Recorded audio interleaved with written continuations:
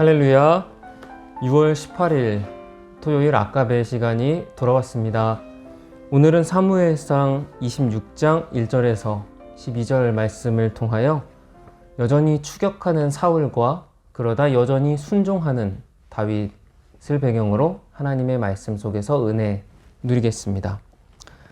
사울은 자신을 살려준 다윗을 다시 만납니다. 그러나 다윗 앞에서 자신의 잘못을 뉘우쳤었으나 그러나 사울의 맹세대로라면 이렇게 다윗을 다시 뒤쫓는 형국은 일어나지 말았어야 했을 것입니다.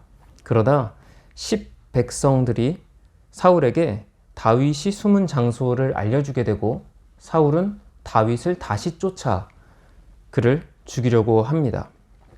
돌변하는 사울, 참된 용서를 하겠다고 참된 수용을 하겠노라고 다윗에게 고백하였지만 그러나 여전히 다윗을 죽이려고 하는 사울의 모습을 보면서 사울의 눈물지었던 다윗 앞에서의 고백은 어떻게 된 것인가? 곧 하나님 앞에서 자신이 다윗을 죽이려고 하였던 그 회개는 정말 진정한 것이었는가? 라는 의문을 가지게 됩니다. 그렇습니다. 사랑하는 성도 여러분. 참된 회개는 그저 감정적인 마음의 동요로 눈물 흘리고 다시 예전 상태로 돌아가는 것이 아닙니다.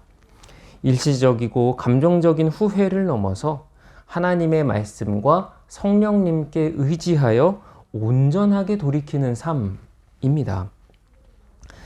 그러나 사울은 자기 욕심에 이끌려 사는 비참한 사람이었습니다. 사울의 약속이 거짓으로 드러났고 다윗에게 사울을 죽일 수 있는 기회가 찾아오자 그는 다시 변모한 것이죠. 이러한 그의 완전하게 회개하지 못한 모습은 또 다른 죄를 양성하게 되는데요. 그것이 아비새의 말입니다.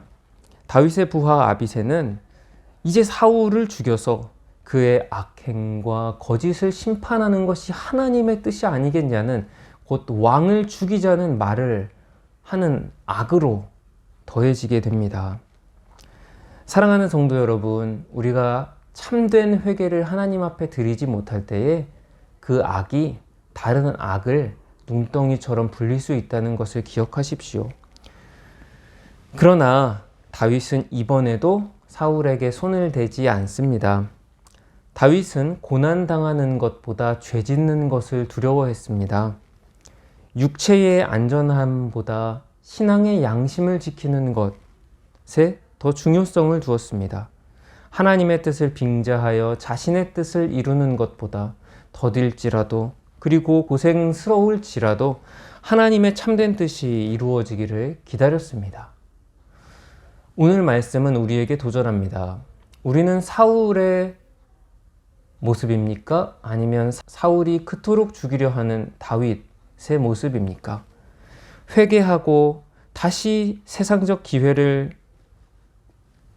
맞닥뜨렸을 때 그 회개를 잊어버리는 인간은 아닌지, 혹은 하나님 앞에서 하나님이 주신 새로운 하루, 오늘의 나의 상황이 보잘것없을지라도 그 새로운 하루와 새로운 기회를 활용하는 하나님 앞에서의 삶을 살아가는 다윗입니까?